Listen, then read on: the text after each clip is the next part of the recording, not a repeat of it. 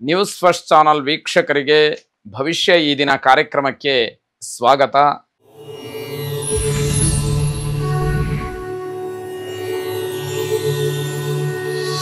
ಮೊದಲು ಮೇಷರಾಶಿ. ಮೇಷರಾಶಿಯವರು ಯಾರಾದರೂ ಆರೋಗ್ಯದಲ್ಲಿ ಸಮಸ್ಯೆಯನ್ನು ಬಹಳ ದಿವಸದಿಂದ ಅನುಭವಿಸ್ತಾ ಇದ್ದರೆ, ಅನಾರೋಗ್ಯ ಪೀಡಿತರಾಗಿದ್ದರೆ ಸ್ವಲ್ಪ ಎಚ್ಚರಿಕೆಯನ್ನು ವಹಿಸಬೇಕಾಗತ್ತೆ. ಈ ದಿವಸ ಏನೋ ಒಂದಷ್ಟು ಗ್ರಹಗತಿಯ ಫಲದಿಂದ ನಿಮಗೆ ಅಪಶಕುನಗಳೇ ಅಥವಾ ನಿಮಗೆ ಅಹಿತವಾದ್ದೇ ಹೆಚ್ಚಾಗಿ ಇರುವಂಥದ್ದಾಗತ್ತೆ. ಯಾವಾಗಲೂ ಕೂಡ ನಿಮಗೆ ಒಳ್ಳೆಯದಾಗಬಾರದು ಅಂತ ಹೇಳಿ ಯಾರು ಬಯಸ್ತಾ ಇರ್ತಾರೋ ಅಂಥವರಿಂದ ನಿಮಗೆ ತೊಂದರೆಯಾಗತ್ತೆ. ನಿಮಗೆ ಕೆಡಕನ್ನೇ ಯಾವಾಗಲೂ ಬಯಸ್ತಾ ಇರ್ತಾರೆ, ನಿಮ್ಮ ದ್ವೇಷಿಗಳಾಗಿರ್ತಾರೆ, ನಿಮಗೆ ನಿಷ್ಠೂರವಾದಿಗಳಾಗಿರ್ತಾರೆ, ಜೊತೆಗೆ ನಿಮ್ಮ ಶತ್ರುಗಳಾಗಿ ನಿಮಗೆ ತೊಂದರೆಯನ್ನು ಮಾಡುವುದಕ್ಕೆ ಕಾಯ್ತಾ ಇರ್ತಾರೆ. ಅಂಥವರು ಈ ದಿವಸ ನಿಮಗೆ ತೊಂದರೆಯನ್ನು ಮಾಡಬಹುದು. ಕುಟುಂಬ ಸದಸ್ಯರು, ಕುಟುಂಬ ಬಂಧುಗಳ ಮಧ್ಯದಲ್ಲಿ ಒಂದು ರೀತಿಯಲ್ಲಿ ವೈಷಮ್ಯ, ಜಗಳಕ್ಕೆ ಅವಕಾಶಗಳಾಗ್ತಕ್ಕಂಥದ್ದಿದೆ. ಆದಷ್ಟು ನೀವು ಶಾಂತವಾಗಿರಿ. ಆರೋಗ್ಯದಲ್ಲೂ ಕೂಡ ವ್ಯತ್ಯಯಗಳಿರುತ್ತೆ. ಜೊತೆಗೆ ಮಾನಸಿಕವಾಗಿ ಅಶಾಂತಿಯನ್ನು ಹೊಂದಿಬಿಟ್ರೆ ಅದು ಇನ್ನಷ್ಟು ಕಷ್ಟವಾದೀತು. ಮನೆಯ ಕೆಲಸವನ್ನು ಪೂರೈಸ್ಕೊಳ್ಳೋದಕ್ಕೆ ಅಥವಾ ಮನೆಯಲ್ಲಿ ಏನಾದರೂ ಸಣ್ಣ ಪುಟ್ಟ ಸಮಸ್ಯೆಗಳಿದ್ದರೆ ಅದನ್ನು ಬಗೆಹರಿಸ್ಕೊಳ್ಳೋದಕ್ಕೆ ನಿಮ್ಮ ಸಹಕಾರ ಬಹಳ ಮುಖ್ಯವಾಗುತ್ತೆ. ಆ ರೀತಿಯ ಸಹಕಾರವನ್ನು ಪ್ರಾಮಾಣಿಕವಾಗಿ ಮಾಡಿ ಅಂತಕ್ಕಂಥದ್ದು. ಈಶ್ವರ ಆರಾಧನೆಯನ್ನು ಮಾಡಿ ಆ ಪರಮೇಶ್ವರ ನಿಮ್ಮನ್ನು ಕಾಪಾಡಲಿ. ಶುಭವಾಗಿ. ವೃಷಭ ರಾಶಿ. ದೊಡ್ಡ ದೊಡ್ಡ ಉದ್ದಿಮೆಗಳು, ದೊಡ್ಡ ಕೈಗಾರಿಕೆಗಳು ಇತ್ಯಾದಿಗಳನ್ನು ಹೊಂದಿರತಕ್ಕಂಥವರು, ದೊಡ್ಡ ವ್ಯವಹಾರಸ್ಥರಿಗೆ ಒಂದಷ್ಟು ಅನುಕೂಲಗಳು ಆಗ್ತಕ್ಕಂತಹ ಸಮಯ. ಹಿಂದೆ ಮಾಡಿದಂತಹ ಒಳ್ಳೆಯ ಕೆಲಸಗಳಿಗೆ ಇವತ್ತು ಮೆಚ್ಚುಗೆ ವ್ಯಕ್ತವಾಗುತ್ತೆ. ಇವತ್ತು ಜನ ನಿಮ್ಮನ್ನು ಹೊಗಳುತ್ತಾರೆ, ಕೊಂಡಾಡ್ತಾರೆ ಅಂತಕ್ಕಂಥದ್ದು. ಯಾವತ್ತೋ ನೀವು ಕಷ್ಟಪಟ್ಟು ಮಾಡಿದಂತಹ ಸಮಾಜಮುಖಿಯಾದಂತಹ ಸಾರ್ವಜನಿಕವಾದಂತಹ ಕೆಲಸ ಜನಕ್ಕೆ ಬಹಳ ಅನುಕೂಲಕಾರಿಯಾಗಿದೆ ಅಂತಕ್ಕಂಥದ್ದು ಸ್ಮರಣೆ. ವೈವಾಹಿಕ ಜೀವನದಿಂದ ಸಂತೋಷ. ಗಂಡ ಹೆಂಡತಿಯರ ಮಧ್ಯದಲ್ಲಿ ಸಾಂಸಾರಿಕವಾದಂತಹ ಜೀವನದಲ್ಲಿ ನಿಮಗೆ ತೃಪ್ತಿ ಸಿಕ್ಕುವಂತಹ ಸಮಯ. ಅದರಿಂದ ನೀವು ಸಂತೋಷವನ್ನು ಪಡ್ತೀರಿ ಅಂತಕ್ಕಂಥದ್ದು. ಕುಟುಂಬಕ್ಕೆ ಹೊಸ ಅತಿಥಿಯ ಆಗಮನದ ಒಂದು ಸಂತೋಷವೂ ಕೂಡ ನಿಮ್ಮ ಪಾಲಿಗೆ ಈ ದಿವಸ ಇದೆ ಅನ್ನೋದನ್ನು ಹೇಳಬೇಕು. ವೃತ್ತಿಯಲ್ಲಿ ಸಮಾಧಾನ, ಹೊಸದಾದಂತಹ ಯೋಜನೆಗಳಿಗೆ ಒಂದು ರೀತಿಯಲ್ಲಿ ತವಕ, ಉತ್ಸಾಹ ಅಂತಕ್ಕಂಥದ್ದು. ಹೊಸ ಕೆಲಸಗಳ ಆರಂಭವನ್ನು ಮಾಡೋದಕ್ಕೆ ಮನಸ್ಸು ಬಹಳ ಸಂತೋಷದಲ್ಲಿರ್ತಕ್ಕಂಥದ್ದು. ಆ ಪ್ರಯತ್ನವನ್ನು ಮಾಡಿ ಎಲ್ಲ ರೀತಿಯಿಂದಲೂ ಕೂಡ ನಿಮಗೆ ಅನುಕೂಲಕರವಾಗಿ ವಾತಾವರಣ ಸೃಷ್ಟಿಯಾಗುವಂತಹ ಸಮಯ ಇದೆ. ಶುಭವಾಗಿ. ಮಿಥುನ ರಾಶಿ. ತುಂಬ ಅವಸರದಲ್ಲಿ ಮಾಡಿದಂತಹ ಕೆಲಸಗಳಿಂದ ನಷ್ಟವನ್ನು ಹೊಂತೀರಿ. ಅದು ತೊಂದರೆಯಾಗುತ್ತೆ. ಮತ್ತೆ ಮತ್ತೆ ಅದೇ ಕೆಲಸವನ್ನು ಮಾಡಬೇಕಾದಂತಹ ಪರಿಸ್ಥಿತಿ ಒದಗಿ ಬಂದರೆ ನೀವು ಬೇಸರವನ್ನೂ ಮಾಡಿಕೊಳ್ಳೋ ಹಾಗಿಲ್ಲ, ಅಚ್ಚರಿಯನ್ನು ಪಡಬೇಕಾದಿಲ್ಲ. ಯಾಕೆ ಅಂತಂದರೆ ಅದು ಆಗಿರತಕ್ಕಂತಹ ತಪ್ಪು ನಿಮ್ಮಿಂದನೇ ಅನ್ನುವಂಥದ್ದು ಗೊತ್ತಾಗತ್ತೆ. ಮಾಡ್ತಾ ಇರತಕ್ಕಂತಹ ಕೆಲಸ ಆಗ್ಬೋದು, ಉದ್ಯೋಗ ಆಗ್ಬೋದು, ವ್ಯಾಪಾರ ಆಗ್ಬೋದು, ಇದರ ಜೊತೆಯಲ್ಲಿ ಉಪವೃತ್ತಿಯನ್ನೂ ಕೂಡ ನೀವು ಇನ್ನೊಂದು ಕೆಲಸವಾಗಿ ಶುರು ಮಾಡ್ತಕ್ಕಂತಹ ಒಂದು ಯೋಚನೆ ಬರುತ್ತೆ ಮನಸ್ಸಿಗೆ. ಅದು ಕಾರಣಗಳು ಬೇರೆ ಬೇರೆ ಇರಬಹುದು.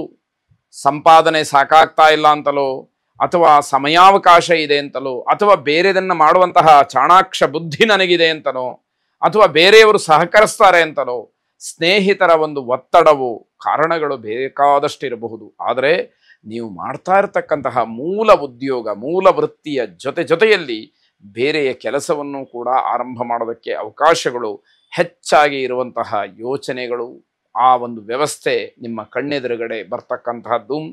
ಅದರಿಂದ ಅನುಕೂಲವೂ ಕೂಡ ಇರುವಂಥದ್ದಿದೆ. ಹಣಕಾಸಿನ ವಿಚಾರದಲ್ಲಿ ಈ ದಿವಸ ಚೆನ್ನಾಗಿದೆ ಅಂತ ಹೇಳಬೇಕು. ನಮ್ಮ ಪೂರ್ವಿಕರು ನಡೆದುಕೊಂಡು ಬಂದಂತಹ ಧರ್ಮ ಕರ್ಮದ ಹಾದಿ ಏನಿದೆ ಅದು ನಿಮ್ಮ ಪಾಲಿಗೆ ಎಲ್ಲ ರೀತಿಯಿಂದಲೂ ಕೂಡ ಬೆಳಕನ್ನು ಚೆಲ್ಲುತ್ತೆ. ನಮ್ಮ ಸನಾತನ ಸಂಪ್ರದಾಯವನ್ನು ಅನುಸರಿಸಿ ನೀವು ನಡೆದರೆ ನಿಮಗೆ ನಿಮ್ಮದೇ ಆದಂತಹ ದೃಢವಾದ ನಂಬಿಕೆ, ಭಕ್ತಿ, ಶ್ರದ್ಧೆಗಳು, ಪೂರ್ವಜನ್ಮ, ಪುನರ್ಜನ್ಮ ಇತ್ಯಾದಿ ವಿಚಾರಗಳಲ್ಲಿ ಆಸ್ತಿಕತೆಯ ಬಗ್ಗೆ ಒಲವು ಇವೆಲ್ಲವೂ ದೃಢವಾಗಿದ್ದರೆ ಅದೆಲ್ಲವೂ ಕೂಡ ನಿಮ್ಮನ್ನು ಕಾಪಾಡುತ್ತೆ, ಕೈ ಹಿಡಿಯುತ್ತೆ ಅಂತಕ್ಕಂತಹ ಭರವಸೆ ನಿಮ್ಮ ಗುರುಗಳನ್ನು ಪ್ರಾರ್ಥನೆ ಮಾಡಿ, ಗುರುಗಳ ದರ್ಶನವನ್ನು ಮಾಡಿ, ಅವರ ಆಶೀರ್ವಾದವನ್ನು ಪಡ್ಕೊಳ್ಳಿ. ಅವರ ಅನುಗ್ರಹ ನಿಮ್ಮನ್ನು ಎಲ್ಲ ರೀತಿಯಿಂದಲೂ ಕೂಡ ರಕ್ಷಣೆ ಮಾಡೇ ಮಾಡುತ್ತೆ. ಶುಭವಾಗಿ. ಕರ್ಕಾಟಕ ರಾಶಿ, ವೃತ್ತಿಪರರು ನಿಮ್ಮ ಮೇಲಧಿಕಾರಿಗಳ ಹಿರಿಯರ ಒಂದು ಕೃಪೆಗೆ ಪಾತ್ರರಾಗ್ತೀರಿ. ಅವರ ಮನಸ್ಸನ್ನು ಗೆಲ್ಲತಕ್ಕಂತಹ ಕೆಲಸವನ್ನು ಮಾಡ್ತೀರಿ. ನಿಮ್ಮ ಬಗ್ಗೆ ಅವರಿಗೆ ಒಳ್ಳೆಯ ಅಭಿಪ್ರಾಯ ಶಾಶ್ವತವಾಗಿರತಕ್ಕಂಥದ್ದು.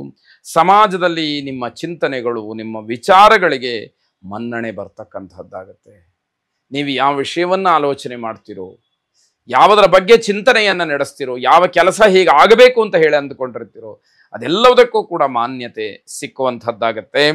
ವಾದ ವಿವಾದಗಳನ್ನು ಮಾಡಿಕೊಳ್ಬೇಡಿ. ಅದರಿಂದ ಕೆಲಸಗಳು ಹಾಳಾಗ್ತಕ್ಕಂಥದ್ದಿದೆ, ಅಥವಾ ಬೇರೆಯವರ ಮನಸ್ಸಿಗೆ ಅದು ಏನೋ ಒಂದು ರೀತಿಯಲ್ಲಿ ಅಹಿತವನ್ನು ಉಂಟು ಮಾಡಿ ನಿಮಗೆ ಆಗಬೇಕಾದಂತಹ ಕೆಲಸಕ್ಕೆ ತೊಂದರೆಯನ್ನು ಮಾಡುತ್ತೆ. ಹಾಗಾಗಿ ವಾದ ವಿವಾದಗಳು ಬೇಡ.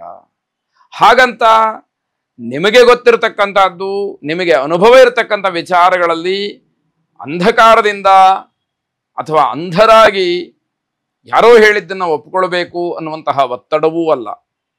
ವಿನಾಕಾರಣ ವಾದವನ್ನು ಮಾಡುವಂಥದ್ದು ಬೇಡ ಅಂತ ಅರ್ಥ. ನಿಮ್ಮ ಮಾತು ಗೊಂದಲ ಆಗಬಾರ್ದು, ಸ್ಪಷ್ಟ ಇರಬೇಕು. ಏನನ್ನ ಸಮಾಜಕ್ಕಾಗಲಿ ಎದುರುಗಡೆ ಇರತಕ್ಕಂತಹ ವ್ಯಕ್ತಿಗಾಗಲಿ ಹೇಳೋದಕ್ಕೆ ನೀವು ಪ್ರಯತ್ನ ಮಾಡ್ತಾ ಇದ್ದೀರೋ, ಅಥವಾ ಏನು ಹೇಳಬೇಕು ಅಂತ ಅಂದ್ಕೊಂಡಿದ್ದೀರೋ ಅದನ್ನು ಸ್ಪಷ್ಟವಾಗಿ ಹೇಳಬೇಕು. ಆಗ ಮಾತ್ರ ನಿಮ್ಮ ಯೋಜನೆ, ನಿಮ್ಮ ಸಂಕಲ್ಪ ಸಿದ್ಧಿ ಆಗ್ತಕ್ಕಂಥದ್ದಾಗತ್ತೆ. ಬಹಳ ಕಾಲದ ನಂತರದಲ್ಲಿ ನಿಮ್ಮ ಪ್ರೀತಿ ಪಾತ್ರರ ದರ್ಶನದಿಂದ ಮನಸ್ಸಿಗೆ ಏನೋ ಒಂದು ರೀತಿಯ ಆನಂದವಾಗತ್ತೆ. ತುಂಬ ದಿವಸಗಳಿಂದ ನಿಮ್ಮ ಆತ್ಮೀಯರನ್ನೋ ಸ್ನೇಹಿತರನ್ನೋ ನೀವು ನೋಡಿರುವುದಿಲ್ಲ. ಅವರನ್ನು ನೋಡಿದ ತಕ್ಷಣ ಬಹಳ ಆನಂದವನ್ನು ಹೊಂತೀರಿ. ಮಕ್ಕಳ ಆರೋಗ್ಯದಲ್ಲಿ ಏನೋ ವ್ಯತ್ಯಾಸದಿಂದ ಸಾಯಂಕಾಲದ ಹೊತ್ತಿಗೆ ಸ್ವಲ್ಪ ಬೇಸರವನ್ನು ಮಾಡಿಕೊಳ್ಬೇಕಾದಂತಹ ಪರಿಸ್ಥಿತಿ, ಮನಸ್ಸಿನಲ್ಲಿ ಒಂದು ರೀತಿಯ ಆತಂಕ, ಅಧೈರ್ಯ, ಹೆದರಿಕೆ ನಿಮ್ಮನ್ನು ಕಾಡುವ ಹಾಗಾಗತ್ತೆ. ಸಾಯಂಕಾಲದ ಸೂರ್ಯನನ್ನು ಪ್ರಾರ್ಥನೆ ಮಾಡಿ, ಅಸ್ತಮಾನೇ ಸ್ವಯಂ ವಿಷ್ಣು ಎಂಬತಕ್ಕಂತಹ ಮಾತು ಆ ಸೂರ್ಯನಾರಾಯಣನಿಗಿದೆ. ಮುಳುಗ್ತಾ ಇರತಕ್ಕಂತಹ ಸೂರ್ಯ ಸರ್ವವ್ಯಾಪಿಯಾದಂತಹ ಮಹಾವಿಷ್ಣುವಿಗೆ ಸಮಾನ ಅಥವಾ ವಿಷ್ಣು ಸ್ವರೂಪ ಅಂತ ಹೇಳಿ ಆ ಸೂರ್ಯನನ್ನು ಹೊಗಳತಕ್ಕಂಥದ್ದು, ಪ್ರಾರ್ಥನೆ ಮಾಡ್ತಕ್ಕಂತಹ ಕ್ರಮ ಇದೆ. ಆ ಸೂರ್ಯನಾರಾಯಣ ನಿಮಗಿರತಕ್ಕಂತಹ ಆತಂಕವನ್ನು ದೂರ ಮಾಡಲಿ. ಶುಭವಾಗಿ.